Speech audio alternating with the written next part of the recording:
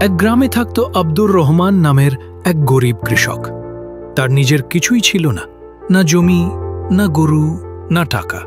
তবে তার ছিল একমাত্র ভরসার জায়গা, একটা গাধা। গাধার নাম বুদ্ধি। আব্দুর রহমান গাধাটাকে খুব ভালোবাসত। তারা ছিল যেন একে অপরের সাথী। সকাল হলে গাধাটাকে নিয়ে মাঠে যেত, ফসল কাটত, তারপর সেই ফসল গাধার পিঠে তুলে বাজারে নিয়ে যেত। দিন কেটেই যেত এমন করে।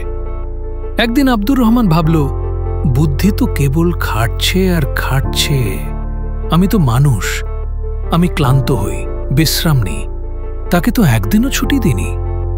আব্দুর রহমানের মনে গিল্টি কাজ করল। সে ভাবল, বুদ্ধিকে কিছুদিন আরাম দিতে হবে। সেই দিন থেকেই সে গাধাটাকে আর কাজে নেয় না।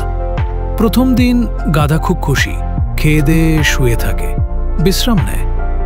দ্বিতীয় দিন একটু ঘাবড়ে যায়, ভাবছে আজও কাজ নেই, মালিক কিছু বলল না। তৃতীয় দিন গাধার চোখ মুখে অদ্ভুত এক চিন্তা। সে ঘরের কোণে দাঁড়িয়ে থাকে আর আব্দুর রহমান দিকে তাকিয়ে থাকে, যেন কিছু বলতে চায়। আব্দুর রহমান অবাক হয়ে জিজ্ঞেস করল, কি হলো বুদ্ধি, এমনভাবে তাকাচ্ছিস কেন? বুদ্ধি হেঁচকি তুলে বলে উঠল, মালিক, আর বিশ্রাম লাগবে না, আমাকে আবার কাজে নেন।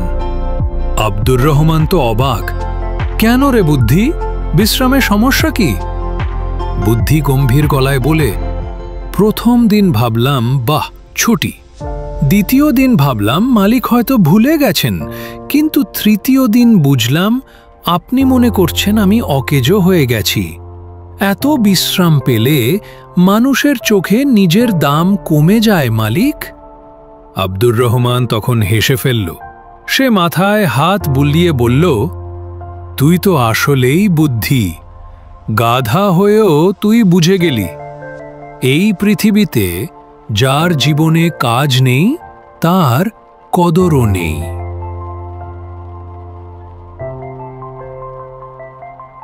শিক্ষা। এই ছোট গল্পটা আমাদের শেখায় পরিশ্রমী সম্মানের মূল চাবিকাঠি। জীবনে বিশ্রাম দরকার, কিন্তু অতিরিক্ত অলসতা মানুষকে ছোট করে দেয়। কাজ মানুষকে মূল্যবান করে, গাধাকেও।